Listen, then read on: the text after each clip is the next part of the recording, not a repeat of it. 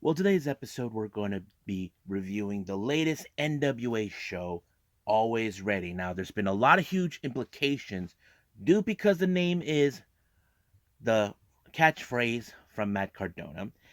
We don't know for sure if he will be wrestling or whatever it's going to be. But we're also going to be reviewing the Wrestling Revolver with their latest event, Stranger Thangs. And I'm kind of excited. I don't know if this is the match where, um, of course, John Moxley unites with what's his name, Sammy Callahan, which I'm kind of happy to see. But also we got AEW Dark Elevation. We're gonna see what matches took place, and also we got some news updates. I believe we have two of them.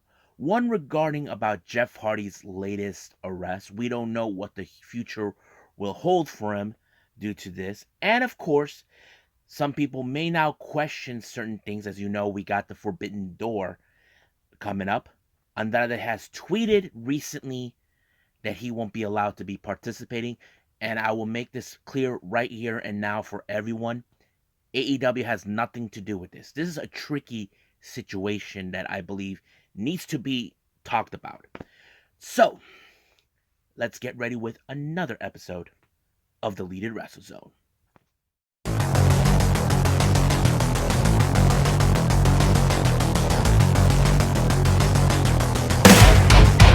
Are you ready? Get up, get up! Get up, get up! Get up, get up! Get up, get up! Get up, get up! Get up, get up!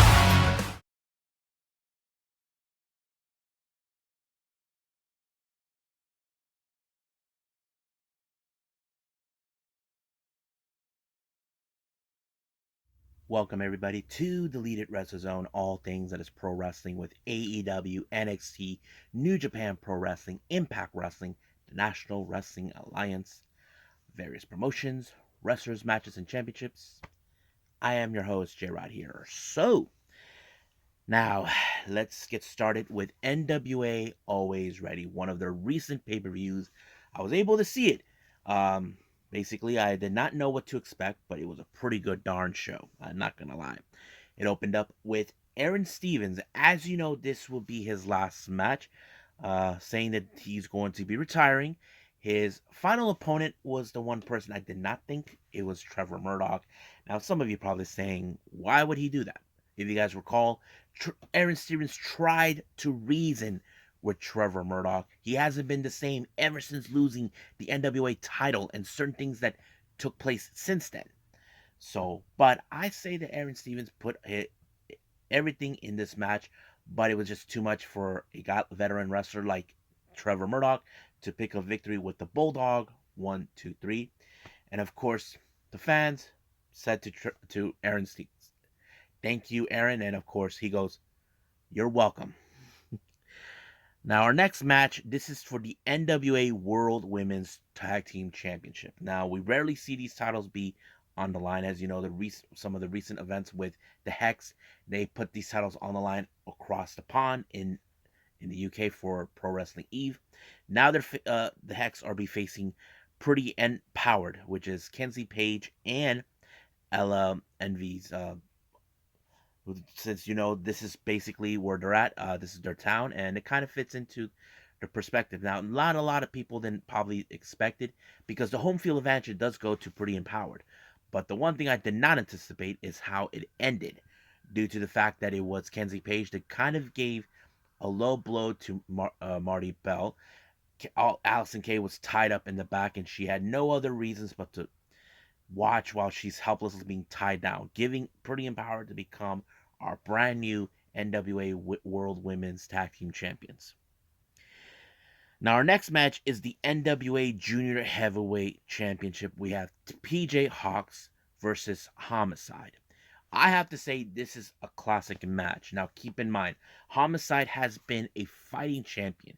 Now, he has faced a lot of wrestlers where he doesn't want to face them in a non-title match. He put this title on the line. I think it was a pretty good darn match, but unfortunately, a veteran like Homicide had the better advantage and gave a PJ PJ a hell of a fight, but he came up short, but Homicide retained the titles. He wanted to show his respects to PJ for putting up a good fight, but however, PJ saw out of the blue the fixers. He pushed them out of the way, and of course, Luke Hawx show up to give him a helping hand, but it was too much. The fixers show up. Now, it's no secret there's only one reason. It had to be Kobe Carino, not to mention the the Mortons, Kerry and his father Ricky Morton showed up to give a helping hand, but out of the blue, here comes Kobe Carino with the ref. Now, totally forgot about this, and they kind of remind them. Joe Galley kind of refreshed us. If you guys remember, he was in fact part of the championship series with Pope and Red Velvet, Trevor Murdoch, the Pope, and I forgot who else. Genocide, and a few others.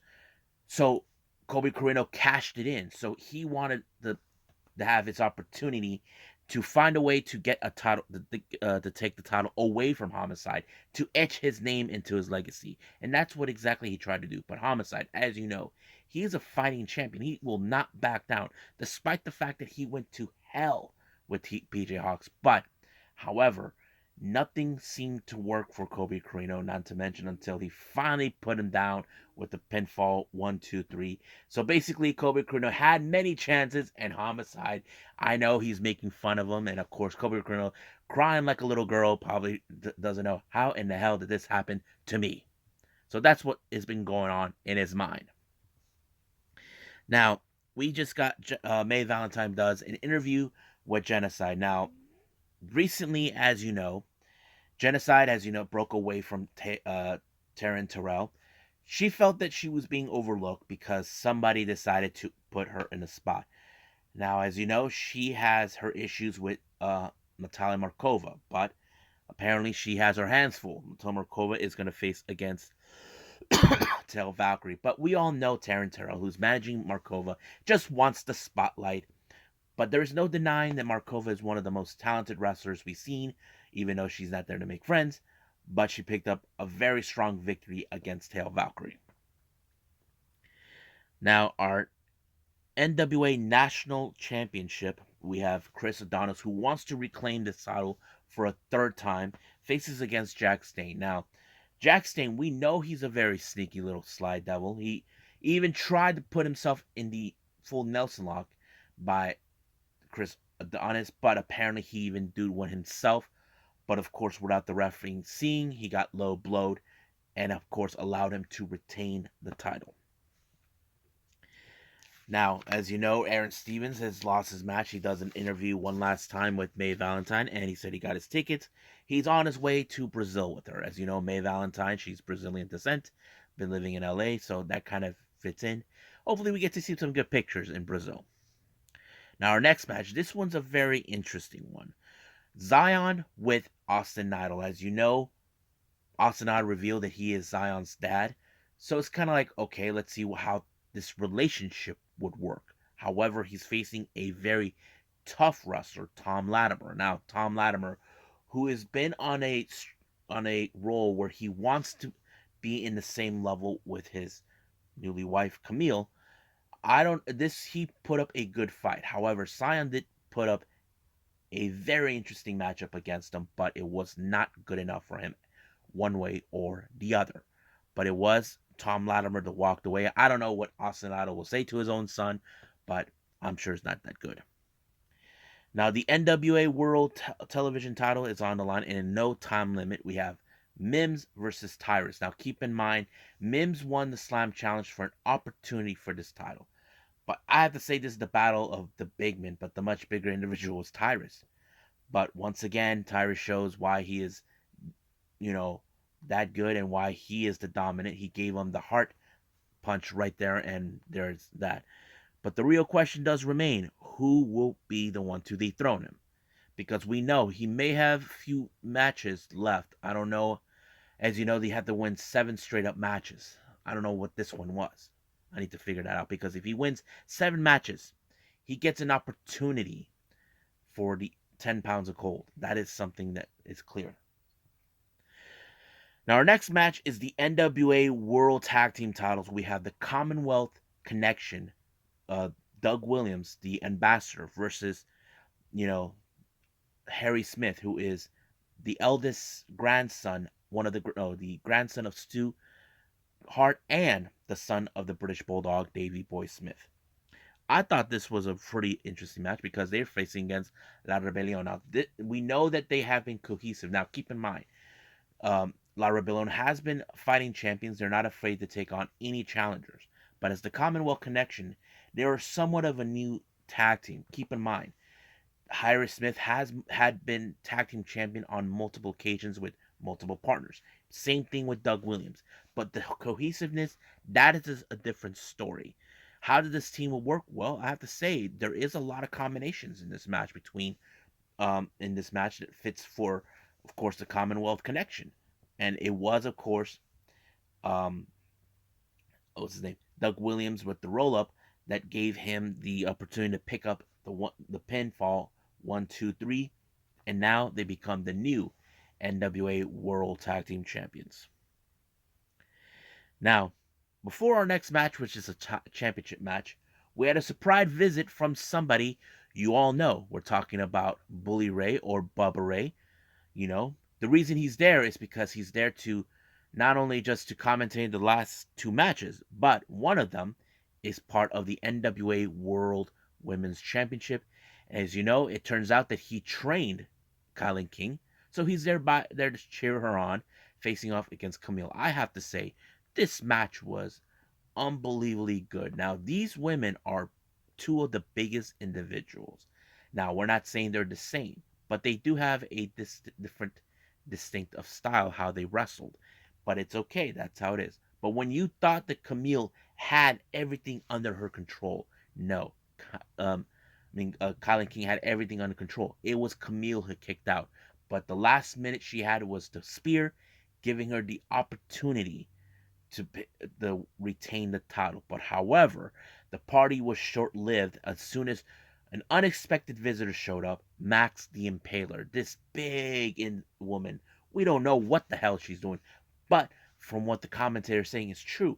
She's calling her shots. So, most likely she wants an NWA Women's World Title shot. But we know Camille, she's not going to back down from anything. Now, regarding of our main event, the NWA World Heavyweight Championship, we don't know what the deal is. Matt Cardona comes out, gives his little promo saying that he saved the NWA. That's what he's been doing. But he pissed off, of course, the owner, William Patrick Corgan. So basically, he refuses to hand over the title.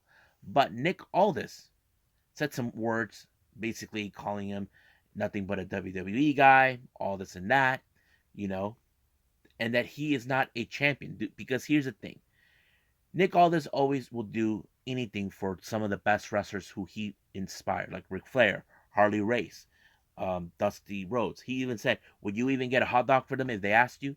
Because Nick Aldis said he would do it himself. You know, that's what it is. But however, he wanted to make this into a main event. But however, the real question how this turned out, Trevor Murdoch, also, if you guys remember, he does have the Champion Series. He cashed it in as well. He comes out, and then here comes Tom Latimer, who has for a long time wants to be part of the main event. He wants to prove he belongs in this as a main event guy, but he wasn't the last one. And then here comes Sam Shaw, as we knew him back in WWE as Dexter Lumis. He spoke for the first time, saying he's in. So this is, but Matt Cardona had no other choice but to relinquish the title. But he did not want to it, but he has to. But this match turned into a four-way for the vacant title. It was Nick Aldis versus Trevor Murdoch versus Tom Latimer versus Sam Shaw. I have to say, there's a lot of ego in this type of match because, as you know, Trevor Murdoch did beat Nick Aldis for the title not about a year ago, and then we know that Tom Latimer wants to have a title shot. Well, and of course Sam Shaw, we probably guessed that he wants it too, but it was kind of unpredictable. But it was Trevor Murdoch with the Bulldog that gave him the opportunity to become once again a two-time NWA World Champion. But the real question does remain, who will be the next one to step up? But the real question now, Trevor Murdoch has a new attitude, As you know, he's not the same Murdoch they remembered from last year. But we'll see where they're going to go. So I believe now it's time for me to shut up and move on to the next review. And I believe we're doing the Wrestling Revolver, Stranger Thangs.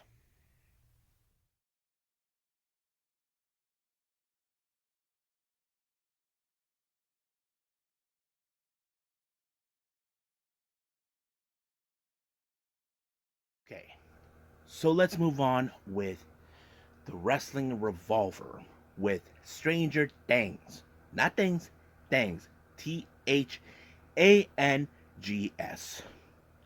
This took place exactly on the same day as NWA Alwayz Ready on the 11th of June. So let's start with the first match. We have, of course, Rich Swann versus Young, Dumb, and Broke Jordan Oliver. I have to say it was a pretty good match because the thing is, these two guys are two of the best junior heavyweight competitors we have seen so far. You know, we see Rich Swann is a former X Division champion, world Impact World Champion. We know how that works out. But I thought it was pretty cool. Now, some of you probably said, Jordan Oliver is going to win it because he's a bit more younger. Well, sometimes it's the veterancy that picks up the win. There are times like that. But it was him who picked up the win and showed Jordan Oliver a huge amount of respect for him, knowing that he is the future of pro wrestling. Now, our next match is a sudden death scramble match. So this is where we have multiple people, weapons are allowed, do whatever they really want. Here's who we had. Billy Sparks versus Cole Radrick versus Trey Lamar versus Aiden Prince versus Nate Wings versus Jessica Havoc. Now, last time in the sudden, she was in the four-way sudden death. There were four, but this time you got multiple people. Now, anything goes. Now, some of you are saying, really? A sudden death is that way? You can use all? Yes, you can get away with everything. So I wasn't surprised that it was Jessica Havoc who won, who picked up the victory. I think she might have pinned Nate Wings for this one. Now, next match, we have Warhorse versus Madman Fulton. I thought it was a pretty good match. Like another scenario case between David and Goliath. You know, that's always been one of those things I do enjoy the matches. Now, as you know, if you guys are religious or know the stories of David versus Goliath, you know, basically in this type of story, David walks out, but not in this case. It was, of course, it was, what's his name? Madman Fulton, who is the Goliath, who walks out the victor. I thought it was a pretty good match. I mean, Warhorse, they put up a good fight in this match, but that's how it is. Now, our next match is for the Remix title. Now, keep in mind, this particular title, any stipulation can be done. You decide how you want it, what kind of thing. Either it's a TLC match or a chairs match. Well, this one was more of a straight-up match or something between Alex Shelley versus, of course, Trey Miguel. I thought the match was amazing. It was Trey Miguel who picked up the victory by applying, of course, the Meteora. But all of a sudden, Alex Shelley, who felt like a sore loser, decided to attack him, disrespect the title, and flip off the fan base. I wouldn't do that if I were you, because that would be bad. Next up, we got the Dayton Street Fight. So this is one of those matches where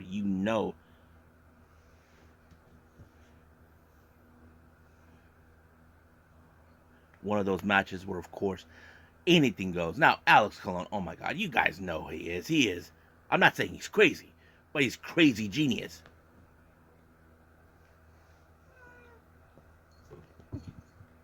He's crazy genius, you know?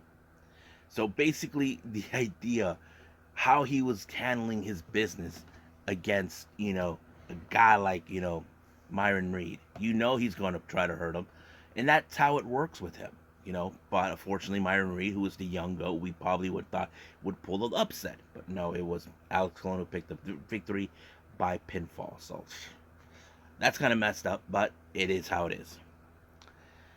Next up, we got the tag team titles on the line. Now, this was a calculated match that was set up by none other than the unit's manager, Phil Stumper, who put Infrared involved in this particular match against the Prisoner Society, Weston Blake and Stephen Macklin. However, apparently Dan Scout decided to show up and not interrupt, but more interject themselves. However, they made it clear last time you guys beat us in a way that we did not like, all thanks to Phil. But they asked the Prisoners of Society, POS, how did they feel about adding them into the mix. Of course, Infrared did not like that. They are like, no, no, no. But the actual call was right. Basically, Prisoners of Society, they have the right to make that call. So they said yes. Of course, they united to try to beat the crap out of Infrared once they got a beating of a lifetime between both teams. They focused back on each other, which is okay. So we would have thought things would have gone differently. However, now, you probably thought, okay, that Scout, Dan, and Jake Manning were going to win. No. Basically, you know for a fact, because Phil Stumper will always be a snake being out there watching. That's what he would do to ensure Infrared wins. But near the end, he got himself really in a big pickle. Not to mention, Dad Scout, Jake Manning, and Dan the Dad chase his ass out of the ring. And of course, POS, they're like, what just happened? But of course, they almost dropped the ball to Infrared, but luckily for them, POS were able to retain the titles thanks to the combination moves by both these men, allowing themselves to retain the title. Now, I wouldn't be surprised if Phil Stumper and Infrared decide to get the revenge on Dan's Dad Scout, because they're trying to obtain every title that they want for the unit. Now, we get a surprise visit from a guy named Damian Chambers, who is demanding a match. He said the last time he was in a match, Jessica Havoc ruined things for him. Yeah, better luck next time, fool. But so he called out anybody. So this guy named JT Jackson shows up, who's not a wrestler, a manager, apparently introduced Sami Callihan. Yep, the same Sami Callihan, and the guy who runs Wrestling Revolver, so he kicked his ass in 36 seconds. That's how he rolls. Now we have this next match, a Haas fight. I have to say, this is one of the most incredible matches. It's between Crash Jackson and Larry D. Now, I want to be fair. Crash Jackson, I think he made a huge impression on me. A guy of his size who can pick up a much bigger opponent and put him in a power bomb. I never seen nothing like that. The guy's huge, but wow. That's how he beat Larry D, and I'm impressed by him. Literally, I am. Now, everybody knows who Gia Miller is. She's a ring interviewer and the girlfriend of none other than Ace Austin. Now, during this time of this event, we know where Ace Austin is, and we know what transpired. Yes, you all know the history. Even Impact did that on their own show too. He's Bullet Club. So basically it's not a surprise that would happen. So he will be back, but keep in mind, it was announced earlier that he wasn't going to be the only Bullet Club there. We even got, of course, none other than the Finesse, Chris Bay being there. So that we got to pay attention to. Now, our next match is the championship revolver between JT Dunn, along with that sleazeball Phil Stomper, taking on Jay Chris. I have to say the match was great. However, when it comes to JT Dunn, almost all the refs get knocked out because of it. Jake Chris was close. Infrared shows up, tries to make sure that JT Dunn retained the titles, and that's exactly what happened. All thanks to Phil.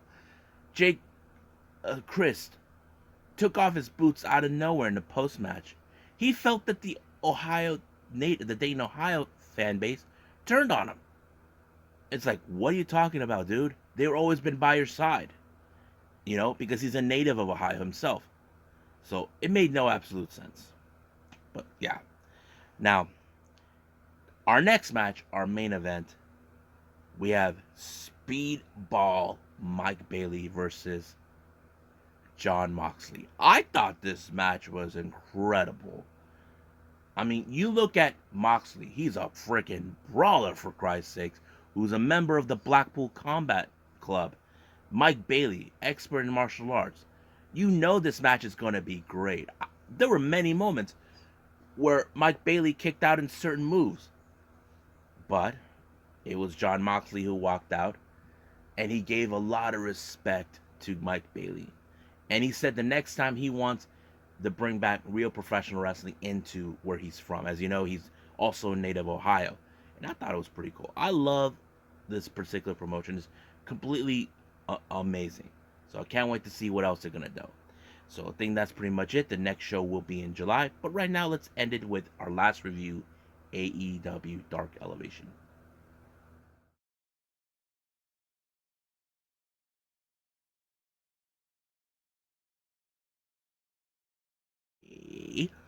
Our last review is AEW Dark Elevation.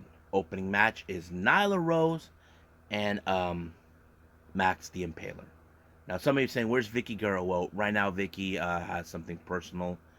There was a passing in her family's life, so please let's just show us some respect on that. So this is a much interesting match to me: Nyla Rose versus Max the Impaler. Now, I think the obvious question in this type of match: how is Nyla going to put Max the Impaler in the Beast Bomb? That's the obvious question. Max the Impaler is a huge wrestler too. But luckily, there was another way. As you know, she was trying to climb to the turnbuckle. Luckily, Nyla Rose used that for her advantage in order to pull off the Beast Bomb and allow her to win the match. So smart of her to use that. Max Impaler use her own, idea against her. So I have to say, smart. But one thing I did like in this one is what Excalibur says. I think maybe Max the Impaler is related to Abaddon, maybe cousins. I laughed so hard. I think it's so funny. But yeah. Anyway, next match. We got Private Party. Isaiah Cassidy and Mark Quinn versus Cameron Jackson and SK Bishop. Now, this one ended quick, really good, with Mark Quinn applying the shooting star press onto Bishop, and 1, 2, 3, it is over, baby.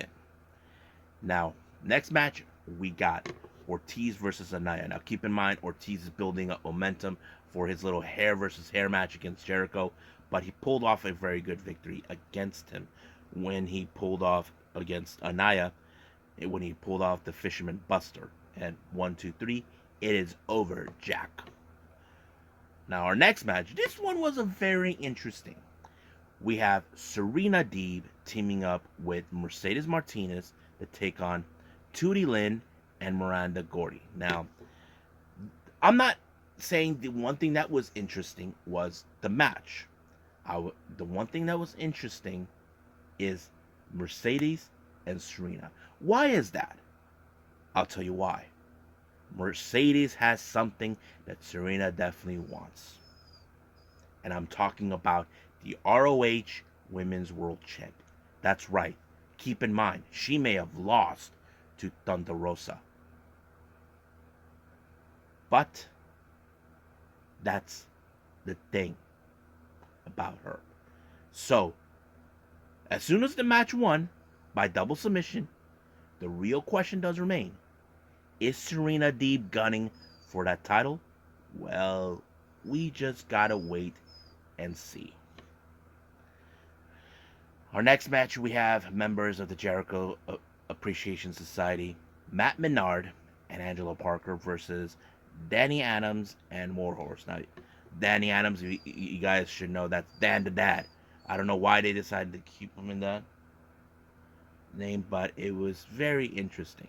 So yes, so I think I don't know, but anyway, it was of course the combination between Menard and Parker that picked up the very good victory against these guys. Our next match is Ruby Soho versus Heidi Howitzer. I thought it was good, but it ended with, of course, Ruby Soho with the destination unknown. Our main event is The Factory, Aaron Solo and QT Marshall versus Dark Order, Evil Uno and Ten. It was a pretty good match. I have to say I liked it. But one thing that was made clear, they were about to do that powerbomb move combination, but they were able to stop it. Luckily, Aaron Solo ended up on the wrong side of the full Nelson lock, and he had no other choice to tap out. So night night, Aaron Solo.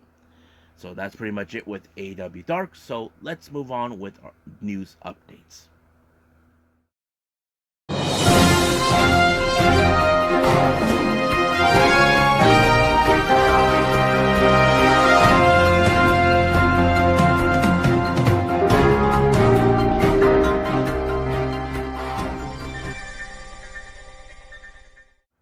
You may have heard news what took place. By the time this video is uploaded, it's already yesterday. It should be yesterday, and it's already June 14th. Today is June 13th. Jeff Hardy once again was arrested in DUI. Now, I know a lot of people are talking. Sorry, it's my brother's dog. He's here. So anyway, you know how things are going to be. Is Jeff Hardy going to get fired?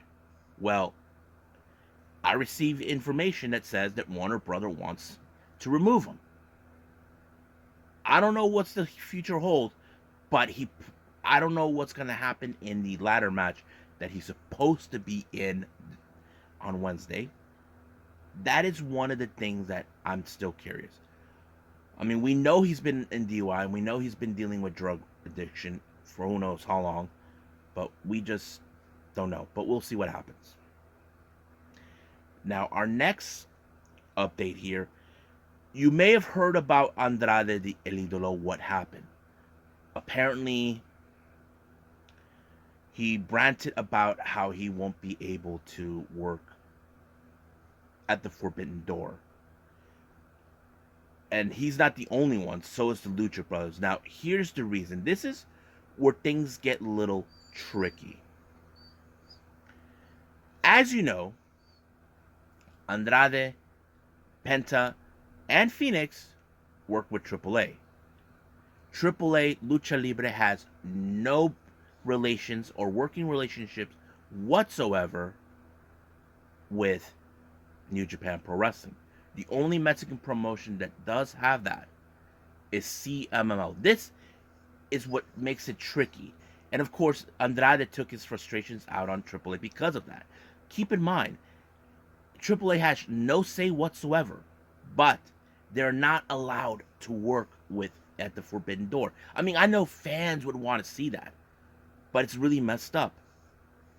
But whatever reason, it's not coming through AAA, through AEW, just to make that clear.